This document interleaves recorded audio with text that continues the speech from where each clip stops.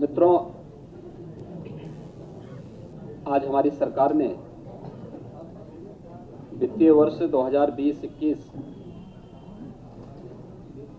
के लिए प्रदेश के समग्र विकास और आदरणीय प्रधानमंत्री जी के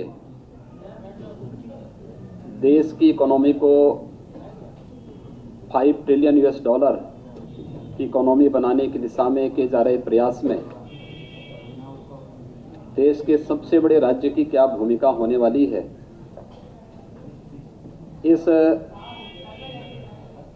संकल्प के साथ उत्तर प्रदेश भी जुड़े।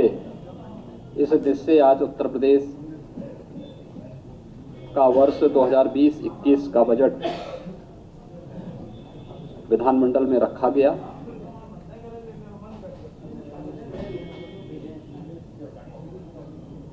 प्रदेश के समग्र विकास को ध्यान में रखकर समाज के प्रत्येक तबके के हितों को इस बजट में पर्याप्त स्थान देने के लिए मैं वित्त मंत्री श्री सुरेश खन्ना जी को, वित्त राज्य मंत्री, अपर मुख्य सचिव और वित्त आयुक्त और उनकी पूरी टीम को हृदय से बधाई देता हूं। उत्तर प्रदेश के इतिहास का ये सबसे बड़ा बजट है और पहली बार 5 लाख करोड़ रुपए की सीमा उत्तर प्रदेश सरकार का मूल बजट पार किया है। 5,12,000 करोड़ रुपए से अधिक का उत्तर प्रदेश का ये बजट आज सदन में प्रस्तुत हुआ है। सबसे महत्वपूर्ण बात यह है कि बजट वित्तीय अनुशासन का पालन करते हुए रिजर्व बैंक ने FRBM की जो सीमा तय की है 3% से नीचे राजकोषीय घाटा जो हमारा है आज भी 2.97% के अंदर रखने में हम लोग सफल हुए हैं। बजट उत्तर प्रदेश के अंदर उत्तर प्रदेश के समग्र विकास के अभियान को आगे बढ़ा सकें, जिससे हम लोगों ने मार्च 17 में आने के बाद उत्तर प्रदेश की विकास का जो विजन तैयार किया था, पहला बजट जिसमें हमने प्रदेश के किसानों को ध्यान में रख करके कार्य प्रारंभ किया था। प्रदेश के किसानों को हमने इस बजट को समर्पित किया था। दूसरा बजट प्रदेश के औद्योगिक विकास और प्रदेश के अंदर ढांचागत बुनियादी सुविधाओं के विकास की दृष्टि से इस कार्यक्रम को हम आगे बढ़ा सकें, इस दृष्टि से हमारी सरकार ने प्रदेश के अंदर फोकस किया था। तीसरा बजट महिला सशक्तिकरण के कार्यक्रम को आगे बढ़ाने की दिशा में किए गए प्रयास और उस प्रयास में प्रदेश भी तेजी के साथ आगे बढ़ सकें, इस दृष्टि से इस कार्यक्रम को हम लोगों ने फोकस किया था। और चौथा बजट आज जब हमारी सरकार को प्रस्तुत करने का अवसर प्राप्त हुआ है तो प्रदेश के ऊर्जा के पर्याय अपने युवाओं के लिए,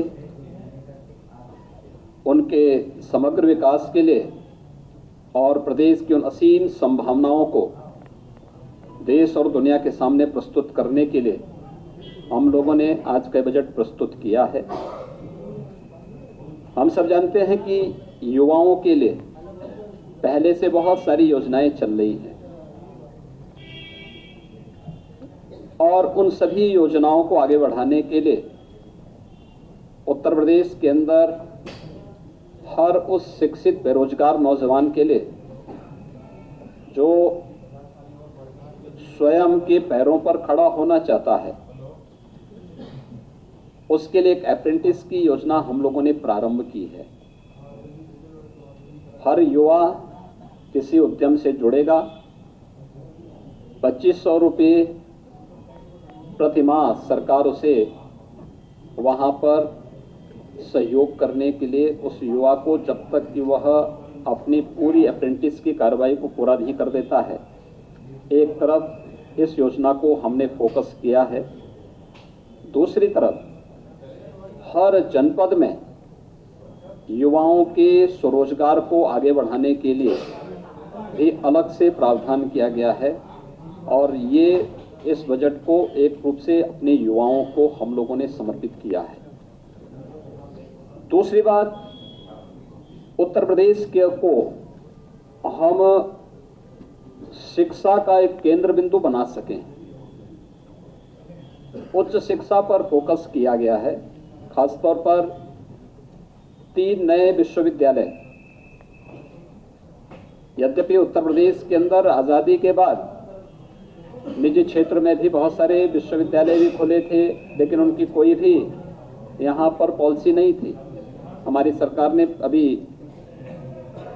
इसी वित्तीय वर्ष में निजी विश्वविद्यालयों के लिए एक विधेयक भी बनाया और 28 नए निजी क्षेत्र के विश्वविद्यालयों को प्रदेश के अंदर स्थापित करने की एक नियमावली को आगे बढ़ाते हुए उन्हें अपनी मंजूरी हमारी कैबिनेट ने दी है। लेकिन राज्य सरकार 3 नए विश्वविद्यालय, जिसमें एक सहारनपुर में, दूसरा अलीगढ़ में, तीसरा आजमगढ़ में, इसके साथ ही प्रदेश के अंदर चिकित्सा शिक्षा का भी एक मेडिकल यूनिवर्सिटी हो, विश्वविद्यालय हो। अटल विश्वविद्यालय लखनऊ में, एक आयुष विश्वविद्यालय और एक नेशनल लॉ यूनिवर्सिटी के रूप में ये विश्वविद्यालय भी प्रदेश सरकार ने इस बजट का हिस्सा बनाया है। तो प्रदेश के अंदर निवेश का माहौल बनाने और प्रत्येक व्यक्ति के मन में सुरक्षा भाव जागृत करने की दृष्टि से प्रदेश के परसेप्शन को बदलने में जो एक बड़ी भूमिका थी, वह प्रदेश के अंदर पुलिस विभाग की थी और जिसमें हमारे बहादुर जवानों ने प्रदेश के अंदर एक बेहतर माहौल देने में बड़ी सफलता प्राप्त की। लेकिन समय के अनुरूप पुलिस के आधुनिकीकरण और अपराध के बदलते हुए नेचर को देखते हुए प्रदेश के अंदर हम लोग साइबर और फॉरेंसिक क्षेत्र में भी कुछ कार्य कर सकें। एक नया विश्वविद्यालय लखनऊ में पुलिस एंड फॉरेंसिक यूनिवर्सिटी के रूप में यह भी स्थापित करने की कार्रवाई इस बजट का हिस्सा बनी है। यानी युवाओं के लिए ऐसे हम पाठ्यक्रम लेकर के आ रहे हैं जहां पर उसके सामने बेहतर भविष्य के सपने साकार होते हुए उसे दिखाई दे सकें। और इस दिशा से 7 नए विश्वविद्यालय प्रदेश में उच्च शिक्षा के कायाकल्प के दृष्टि से और नेशनल और इंटरनेशनल रैंकिंग में उत्तर प्रदेश की रैंकिंग को सुधारने में एक बड़ी भूमिका का निर्वहन ये सभी करेंगे। मेडिकल कॉलेजेस के क्षेत्र में कितना परिवर्तन हुआ है कि 1947 से 2016 तक प्रदेश में केवल 12 गवर्नमेंट मेडिकल कॉलेज खुले थे और 2016 के बाद मात्र 3 वर्ष के अंदर आज हम 28 नए मेडिकल कॉलेजेस का निर्माण कार्य कर रहे हैं, जिसमें इस वित्तीय वर्ष में ही हम लोगों ने 7 मेडिकल कॉलेजेस में प्रवेश प्रारंभ किया। 2 एम्स में, गोरखपुर और रायबरेली एम्स में भी प्रवेश हुए हैं और साथ ही साथ शेष हमारे 21 मेडिकल कॉलेज निर्माण की प्रक्रिया के साथ 8 निर्माणाधीन हैं। 13 के निर्माण के लिए इस बजट में भी हम लोगों ने धनराशि की व्यवस्था कर दी है। मेडिकल एजुकेशन और हमारा प्रयास है कि अगले वर्ष तक हम हर प्रदेश के सभी 75 जनपदों में या तो गवर्नमेंट मेडिकल कॉलेज या पीपीपी मोड में एक मेडिकल कॉलेज की स्थापना के इस कार्य को आगे बढ़ा सकेंगे। इस दिशा में भी हम लोगों ने तेजी के साथ इस कार्यक्रम को आगे बढ़ाने का कार्य किया है। प्रदेश के अंदर महिला सशक्तिकरण की दृष्टि से हम लोगों ने जो योजना पिछली बार प्रारंभ की थी, आदरणीय प्रधानमंत्री जी के बेटी बचाओ बेटी पढ़ाओ के ही अभियान को आगे बढ़ाते हुए मुख्यमंत्री कन्या सुमंगला की योजना, बालिका के जन्म लेने के साथ उसका रजिस्ट्रेशन हो, 1 वर्ष के होने पर उस बालिका सभी प्रकार के टीकाओं से आच्छादित होने के बाद उस बालिका को पहली क्लास में जाने पर, छठी क्लास में जाने पर, 9वीं क्लास में जाने पर और उसके उपरांत कोई सर्टिफिकेट, डिप्लोमा या डिग्री कोर्स करने के बाद 15,000 का एक पैकेज उस बालिका को अलग अलग समय में देना, मुख्यमंत्री कन्या सुमंगला योजना के माध्यम से अब तक 2,60,000 बालिकाओं को हमने इसके से आच्छादित किया है। और उन सभी बालिकाओं को जो इस श्रेणी की पात्रता में आते हैं, उन सबको इस योजना से आच्छादित करने की योजना को भी हमने इसका हिस्सा बनाया है और इसमें उन्हें पर्याप्त योगदान उसमें देने की पर्याप्त इसमें व्यवस्था की है। प्रदेश में औद्योगिक विकास की इन संभावनाओं को आप सभी ने अभी डिफेंस एक्सपो के माध्यम से देखा होगा। दुनिया ने उत्तर प्रदेश की क्षमता को बहुत नजदीक से महसूस किया। उत्तर प्रदेश का परसेप्शन बदला है। आज दुनिया का हर निवेशक उत्तर प्रदेश में निवेश करना चाहता है और उस देश से आपने देखा होगा कि डिफेंस एक्सपो में उत्तर प्रदेश को 50,000 करोड़ रुपए के निवेश के प्रस्ताव प्राप्त हुए थे। ये उत्तर प्रदेश की क्षमता है और इस क्षमता के लिए उस प्रकार का इंफ्रास्ट्रक्चर देना इस सरकार की प्राथमिकता है। पूर्वांचल एक्सप्रेसवे इस वर्ष के अंत में मुख्य एक्सप्रेसवे हम यातायात के लिए खोलेंगे। बुंदेलखंड एक्सप्रेसवे का शिलान्यास इसी महीने हम लोगों ने प्रस्तावित किया है और गंगा एक्सप्रेस के लिए भी हम लोगों ने आज यहाँ पर धनराशि की व्यवस्था करती है। हमारा प्रयास है कि इस वर्ष के अंत तक गंगा एक्सप्रेसवे मेरठ से प्रयागराज तक इस एक्सप्रेसवे का कार्य भी इस वर्ष के अंत तक हम लोग इसका शिलान्यास आदि की प्रक्रिया को पूरी कर सकें, ये हमारा पूरा प्रयास है। प्रदेश के अंदर एयर कनेक्टिविटी को और बेहतर बनाने की दिशा में एशिया का सबसे बड़ा एयरपोर्ट जेवर में उत्तर प्रदेश सरकार बनाने जा रही है। इसकी सारी औपचारिकताओं को पूर्ण करने की दिशा में जो अतिरिक्त धनराशि की आवश्यकता है, ये भी हम लोग इसके साथ किए हैं। अयोध्या में एक इंटरनेशनल एयरपोर्ट का निर्माण हो सके, इसके लिए भी हम लोगों ने इस बजट में इसका प्रावधान किया है। प्रदेश के अंदर 11 अन्य नए एयरपोर्ट बनने की प्रक्रिया के साथ हम लोगों ने जोड़े हैं, जिन पे या तो कार्य चल रहा है या उनको हम कार्य करके एयर कनेक्टिविटी के साथ जोड़ करके विकास की इन संभावनाओं को और तीव्र गति से आगे बढ़ा सकें। यह फोकस इसके साथ किया गया, इसके साथ जोड़ा गया है। इंटर स्टेट कनेक्टिविटी को 4 लेन के साथ जोड़ने, प्रदेश के अंदर हर जिला मुख्यालय को 4 लेन के साथ जोड़ने, प्रदेश के अंदर 2022 तक हर गरीब के पास अपना मकान हो, कोई भी व्यक्ति अपने को उपेक्षित महसूस न कर सकें, इस दृष्टि से वृद्धजनों को वृद्धावस्था पेंशन 100% उन लोगों तक पहुंचाने की व्यवस्था, निराश्रित महिलाओं को पेंशन की व्यवस्था, दिव्यांगजनों के लिए भी उनकी सुविधा और उनके अनुसार उस प्रकार के केंद्र स्थापित हों, ये सारी व्यवस्थाएं हम लोगों ने इस बजट के माध्यम से भी इसको फोकस करने का प्रयास किया है। प्रदेश के अंदर खासतौर पर किसानों को ध्यान में रख करके पहली बार ये व्यवस्था हो रही है कि केवल मूल किसान ही नहीं बल्कि बटाईदार भी किसान बीमा योजना का लाभ पा सकता है।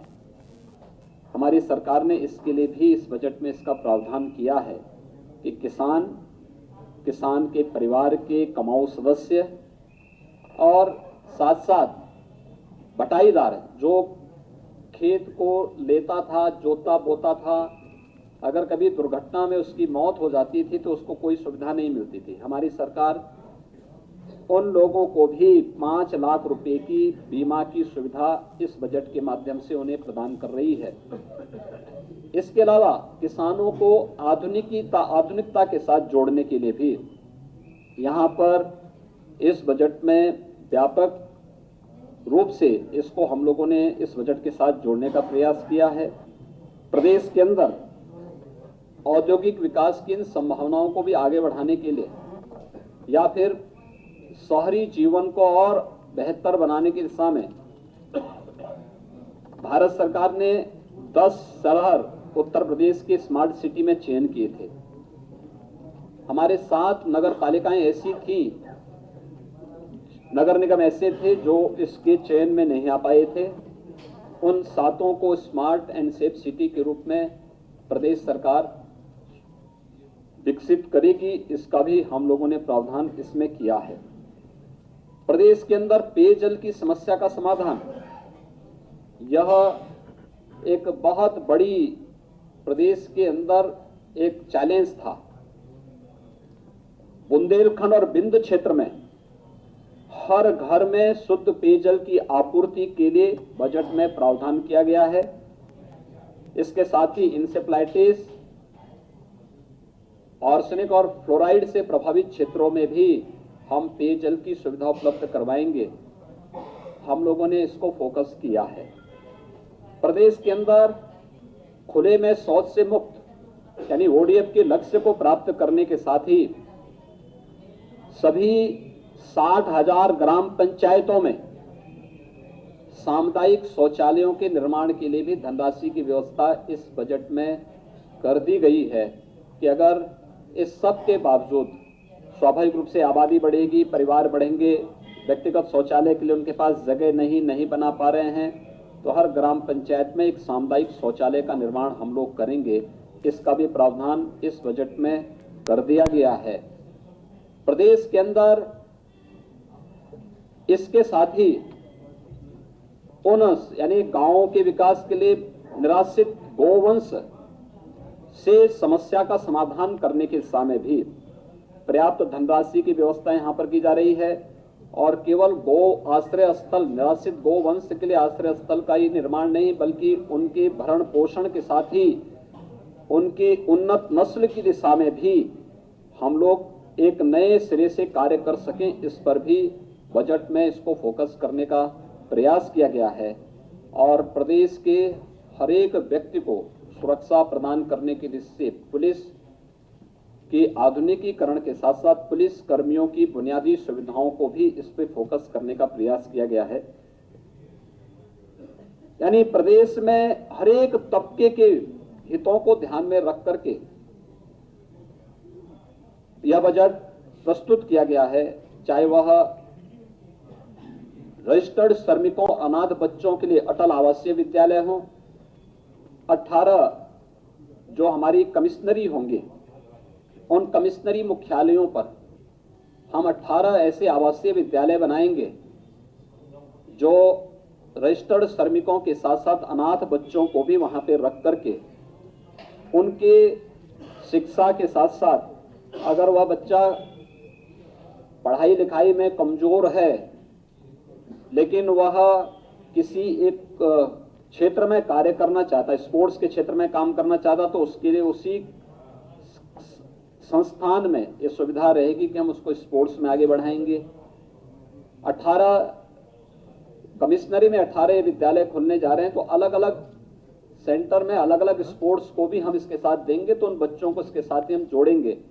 या अगर कोई स्किल डेवलपमेंट में आगे बढ़ना चाहता है तो स्किल डेवलपमेंट में उसे पारंगत करना है, उसे स्वावलंबन की ओर अग्रसर करना है। ये 18 आवासीय विद्यालय इसके साथ जोड़े गए हैं और पहली बार हो रहा है जब समाज के अंतिम पायदान पर बैठे हुए व्यक्ति को बेहतर स्वास्थ्य सुविधा का लाभ।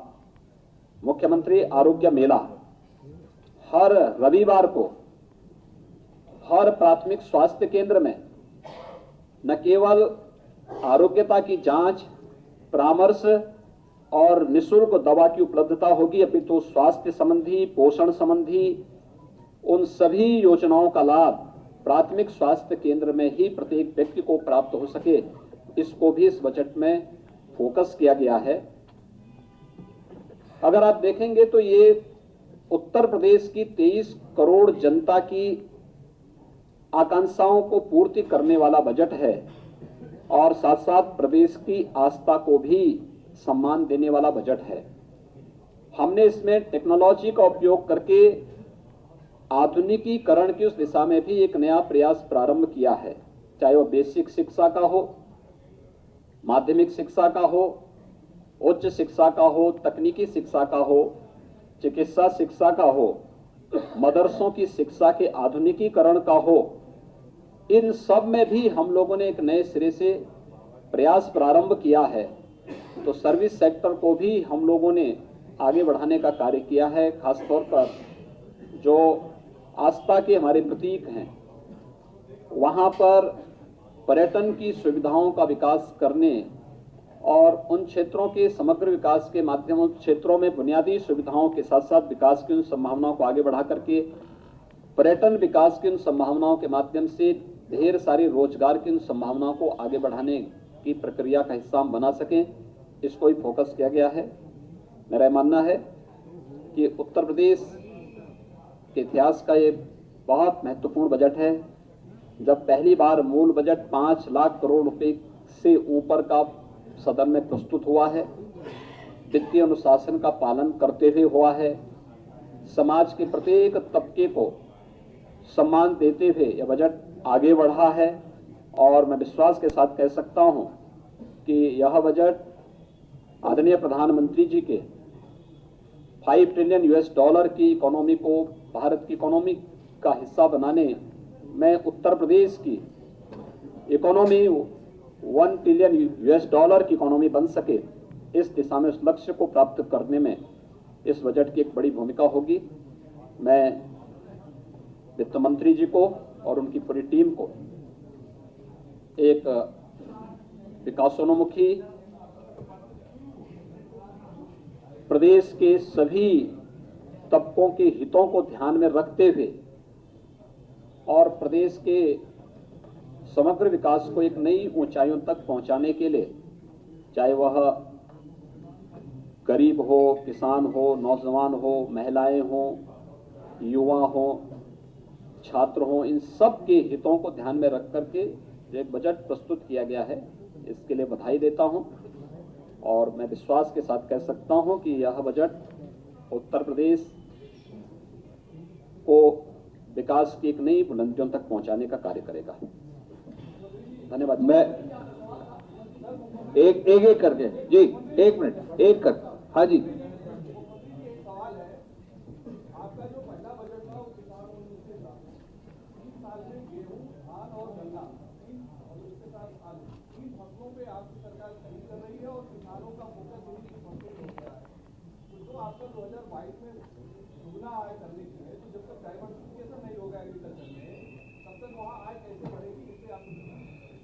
देखिए, प्रदेश के अंदर जब हम लोग आए थे तो केवल 69 कृषि विज्ञान केंद्र थे। कृषि विज्ञान केंद्र कृषि तकनीक और किसानों को उन्नत फसल बीज उपलब्ध हो सके, इसके लिए बहुत आधारभूत इकाई है। हमारी सरकार ने आने के तत्काल बाद 20 नए कृषि विज्ञान केंद्रों के प्रस्ताव भेजे और उन सभी, जहां पर जो बड़े जनपद थे वहां पर 2, छोटे जनपद थे वहां पर 1 कृषि विज्ञान केंद्र अनिवार्य रूप से हों और कृषि विज्ञान केंद्रों को प्रदेश के जो 4 हमारे कृषि विश्वविद्यालय हैं उनके साथ जोड़ करके इसी दिशा में कि फसल के विविधीकरण की तरफ हम लोगों को ले जा सकें। हर बार धान, गेहूं या गन्ना ही नहीं बल्कि वेजिटेबल के लिए भी हमने प्रोत्साहन की राशि इसमें दी है। फूड प्रोसेसिंग के क्षेत्र में हम लोगों ने इसलिए अपनी एक पॉलिसी को लेकर के और लोगों को इसलिए उसमें प्रोत्साहित किया है।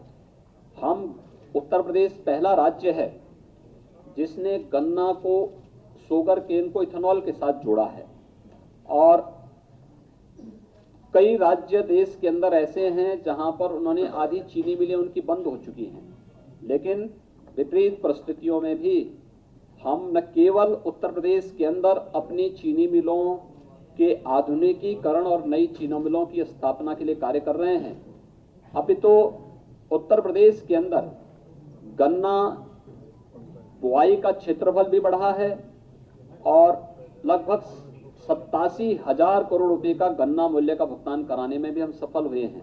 प्रोक्योरमेंट की पॉलिसी हमारी सरकार लाई है, न केवल दलहन, न केवल हम लोग धान और गेहूं के लिए, अभी तो दलहन, तिलहन, मकई, इन सब के लिए भी और आलू के लिए भी समर्थन मूल्य हम लोगों ने ही घोषित किया था। इस बारे में कृषि विज्ञान केंद्रों की बड़ी भूमिका और कृषि विज्ञान केंद्रों को एक टास्क दिए जा रहे हैं कि आप किसानों को इसके बारे में प्रशिक्षित करें। एक अभी गंगा यात्रा हम लोगों ने निकाली थी। गंगा यात्रा का उद्देश्य ही था कि हम किसानों को फर्टिलाइजर, केमिकल फर्टिलाइजर और पेस्टिसाइड से दूर गो आधारित खेती, जीरो बजट खेती की तरफ आकर्षित कर सकें। और इसका स्पेशल कैंप भी हम लोगों ने, एक शिविर, एक प्रशिक्षण शिविर भी हम लोगों ने चंद्रशेखर आजाद कृषि और प्रौद्योगिकी विश्वविद्यालय में स्थापित किया। गंगा किनारे के 1038 गांवों को पहले चरण में लेने के बाद ये 27 जनपद आते हैं और इसी प्रक्रिया को हमने आगे बढ़ाया है। बागवानी को भी और अन्य उसमें भी किसान जाएं, सब्जी उत्पादन को आगे बढ़ा सकें, तेज कर सकें। और इस दिशा में उसको एक तो दूसरा, पशुपालन के लिए हम लोगों ने जो निराश्रित गोवंश की पॉलिसी लेकर के आए हैं, इसमें 4 लाख गोवंश उत्तर प्रदेश सरकार की गौशालाओं में हैं जो निराश्रित गो आश्रय स्थल हमने खोले हैं। लेकिन लगभग 50,000 गोवंश ऐसा है जो हम लोगों ने किसानों को दिया है। हर निराश्रित गोवंश को एयर टैग करते हुए किसान को देना और हर गोवंश के लिए प्रतिमाह 900 रुपये हम उस किसान को दे रहे हैं। अगर एक किसान 4 गोवंश अपने पास रखता है, 3600 रुपये उसको हर महीने सरकार देगी। अगर वह गो आधारित खेती के साथ अपने इन गोवंश को जोड़ता है तो एक किसान एक गोवंश एक वर्ष में 30 एकड़ खेती के लिए पर्याप्त मात्रा में उसे उर्वरक दे सकता है। उसे कोई केमिकल, कोई फर्टिलाइजर और किसी भी प्रकार के पेस्टिसाइड का उपयोग यानी उसकी आवश्यकता ही नहीं पड़ेगी। तो हम लोग तो किसान की आमदनी को कई गुना बढ़ाने की दिशा में सरकार ने प्रयास प्रारंभ किए हैं और वह किसान फिर उस गोवंश के लिए भी हम लोगों ने व्यवस्था की है कि उसकी उन्नत नस्ल आ जाए। अभी इसके जो परिणाम आए हैं बहुत अच्छे आए हैं और आप देखेंगे कि बहुत शीघ्र जो बुंदेलखंड की अन्ना प्रथा से लोग परेशान थे उन्हें काफी राहत इसके माध्यम से मिलेगी और ये खेती को बाड़ी के साथ जोड़ने की प्रक्रिया और किसान की आमदनी को कई गुना बढ़ाने की प्रक्रिया का हिस्सा उसी का पार्ट। प्रेमशंकर जी, एक हाँ जी बोलिए।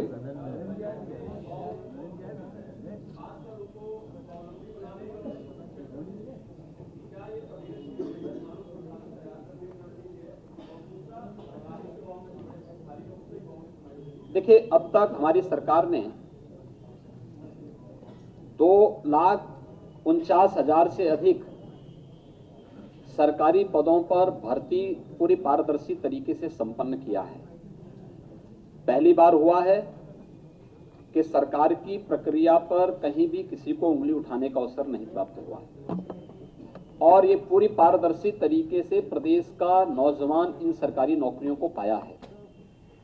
हमने अपनी औद्योगिक निवेश की जो पॉलिसी प्रदेश के अंदर बनाई थी और फोकस सेक्टर्स की जो 21 हमारी पॉलिसी बनी थी और प्रदेश के अंदर हमने जो अपना इन्वेस्टर समिट यहाँ पर किया था, इसके बाद प्रदेश के अंदर जो निवेश हुआ 33 लाख से अधिक यूथ इसके माध्यम से रोजगार के साथ जुड़ा है। परंपरागत उद्यम को भी आगे बढ़ाने के लिए प्रदेश के अंदर हम लोगों ने पहले अपनी स्थापना दिवस पर 1 डिस्ट्रिक्ट 1 प्रोडक्ट की अपनी योजना को एमएसएमई सेक्टर 90 लाख हमारे पास इकाइयां हैं एमएसएमई की और देश के अंदर सबसे बड़ा है।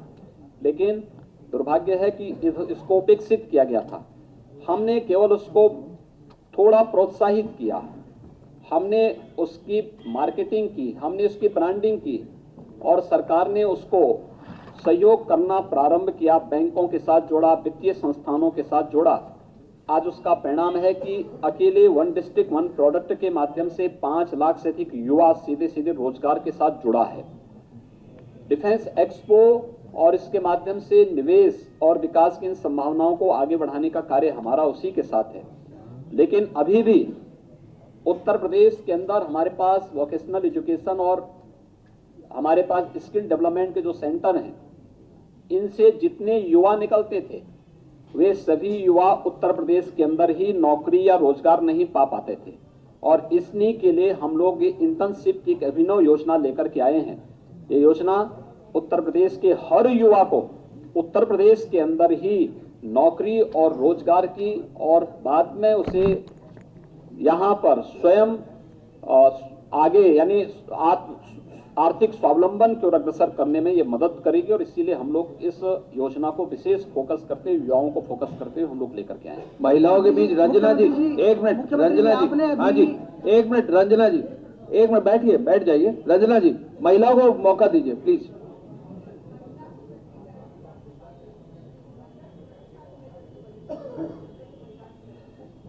देखिए, महिलाओं की सुरक्षा के लिए भी बजट में पूरे प्रावधान कर दिए गए हैं। देखिए, हमारी सरकार शुरू दिन से ही महिलाओं की सुरक्षा के प्रति पूरी तरह संवेदनशील है। पहले हमने एंटी रोमियो स्क्वाड का गठन हमारी सरकार ने गठित किया है। हमारी सरकार ने प्रदेश के अंदर ये व्यवस्था सुनिश्चित की कि अगर रात्रि की शिफ्ट में कार्य करने वाली कोई महिला सुरक्षित अपने गंतव्य तक पहुंचना चाहती है तो हमारी PRB 112 के वाहन में महिला कांस्टेबल उसको वहां तक पहुंचाने में सहयोग करेगी। साथ साथ ये भी व्यवस्था की गई है कि केवल सुविधा ही नहीं, सुरक्षा भी उसके लिए आवश्यक है। महिलाओं के उत्पीड़न को रोकने के लिए और नाबालिग बालिकाओं के साथ होने वाले अपराधों को रोकने के लिए 218 विशेष न्यायालयों का गठन, जिसमें 74 केवल पास्को कोर्ट हैं, ये भी सरकार ने प्रदेश में गठन करने की अपनी प्रक्रिया को पूरा कर दिया है। बजट में उसके लिए आवश्यक धनराशि की व्यवस्था भी कर दी है। हर जनपद में अनिवार्य कर दिया गया है कि हर महीने महिला संबंधी अपराधों को लेकर के हर जनपद में 10-10 ऐसे अपराधों को वे चिन्हित करें और डिस्ट्रिक्ट मॉनिटरिंग कमेटी की बैठक में इसको अनिवार्य रूप से दें कि इन्हें फास्ट ट्रैक कोर्ट में ले जाकर के इसको प्रभावी प्रोसिक्यूशन को तेज करते हुए सजा दिलाई जाए। यानी एक तरफ बेटी बचाओ बेटी पढ़ाओ को कन्या सुमंगला योजना, मुख्यमंत्री सामूहिक विवाह योजना में प्रदेश के अंदर पिछले 2.5 वर्ष के दौरान 1 लाख बालिकाओं की शादी सामूहिक विवाह योजना में कराने में हम सफल हुए हैं। ये अन्य सभी योजनाओं श्रम विभाग की तरफ से अलग चल रहा है, समाज कल्याण विभाग के माध्यम से अनुसूचित जाति, जनजाति और अन्य बालिकाओं के लिए अलग है। लेकिन ये योजना विशेष रूप से समाज के प्रत्येक तबके के लिए ये योजना लागू की गई है। तो महिलाओं की एक तरफ हम उनको सुविधा देंगे, बालिका के जन्म से लेकर के उसके विवाह तक शासन की सुविधा, वह उसका हकदार है, उसको देने की व्यवस्था। उत्तर प्रदेश पहला राज्य है जो अपने यहाँ 1,80,00,000 बच्चों को, जिसमें 60% बालिकाएं हैं, उन बच्चों को 2 यूनिफॉर्म दे रहे हैं, बैग दे रहे हैं, बुक्स दे रहे हैं, शूज सॉक्स दे रहे हैं, स्वेटर दे रहे हैं। ये व्यवस्था उत्तर प्रदेश के अंदर हम लागू किए हैं और उत्तर प्रदेश के अंदर सफलतापूर्वक इसको हम लागू करने में सफल हुए हैं। एक तरफ ये चीजें देंगे तो दूसरी तरफ सुरक्षा की पुख्ता व्यवस्था, एक तरफ इन सभी को लेकर के ये कार्रवाई प्रदेश सरकार ने की है और बजट में इसके लिए पर्याप्त धनराशि की। मुख्यमंत्री जी एक प्रश्न आपसे है, आपके इस बजट में आपने काफी लोकप्रिय योजनाएं फ्रेम की हैं।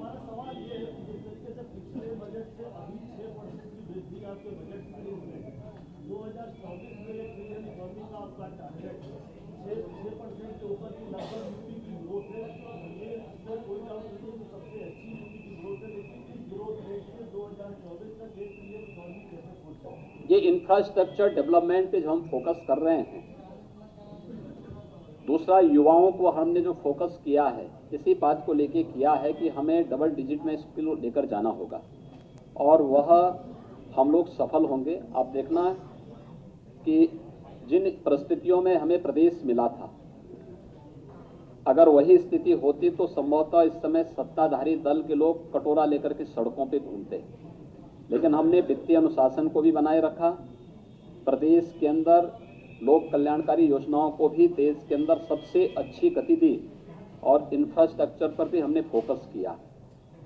और हमने इसीलिए अपने उन क्षेत्रों को चुना है जो हमें, जिन 6 क्षेत्रों को चुन करके हम उत्तर प्रदेश को 2024-25 तक $1 ट्रिलियन की इकोनॉमी बना सकें, हमने उन्हीं 6 सेक्टर पर हमारा कार्य प्रारंभ हुआ है। और ये इंफ्रास्ट्रक्चर के क्षेत्र में या शहरीकरण की प्रक्रिया को आगे बढ़ाने के लिए जो हम लोगों ने कार्य किया है, एग्रीकल्चर को आधुनिकीकरण के साथ जोड़ने की जो कार्रवाई की है और निवेश की व्यापक संभावनाओं को आगे बढ़ाने की दिशा में जो प्रयास प्रारंभ किए हैं, ये उसी का पार्ट है। और विश्वास करिए 2024-25 में उत्तर प्रदेश की इकोनॉमी देश की किसी भी राज्य से। मुख्यमंत्री जी, आपने जो आज योजनाएं फ्रेम की हैं, बजट में जो आपने योजनाएं फ्रेम की हैं, ये बहुत अच्छा है। लेकिन मेरा अलग सवाल है, अभी उत्तर प्रदेश दिवस पर माननीय राज्यपाल आनंद जी ने एक एक करके बोलेंगे जी। अभी उत्तर प्रदेश दिवस पर माननीय राज्यपाल जी ने आपकी प्रशंसा की थी और उन्होंने कहा था कि आपने प्रदेश में अकल्पनीय कार्य किए हैं। अभी जब प्रधानमंत्री जी आए थे अभी काशी में, उन्होंने भी आपकी बहुत प्रशंसा की है कि उत्तर प्रदेश में बहुत अच्छा काम हो रहा है। तो क्या आपसे उम्मीदें और आपकी चुनौतियां बढ़ी हैं? क्या समझते हैं आप इस प्रशंसा को? देखिए, जब कोई अच्छा करेगा तो आप ही प्रशंसा कर रहे हैं, मैं आपको धन्यवाद देता हूं। आप सब उनकी बात कर रहे हैं। एक बताइए, एक करके। हाँ, एक बैठ जाइए। हाँ बोलिए।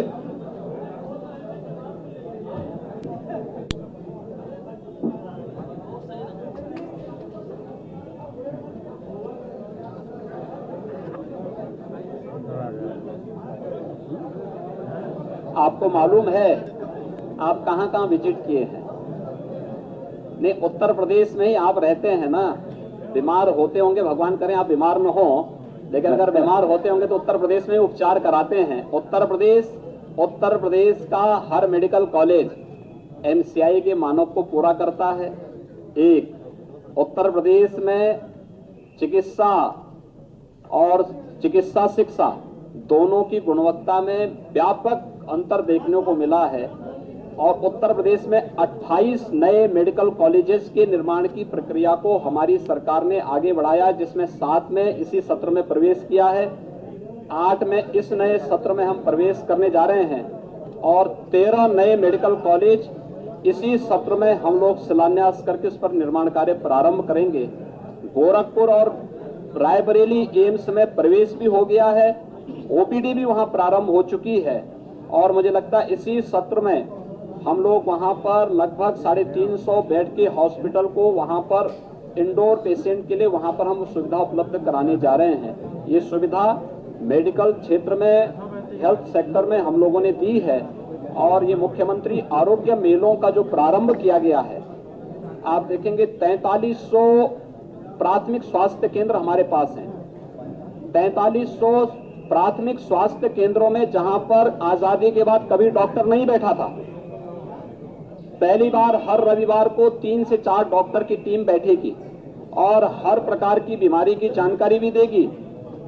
वहां पर साथ साथ स्वास्थ्य पोषण से जुड़ी हुई सभी योजनाओं के बारे में भी जानकारी देगी। कार्रवाई आगे बढ़ चुकी है। सर, मैं माननीय मुख्यमंत्री जी का धन्यवाद देना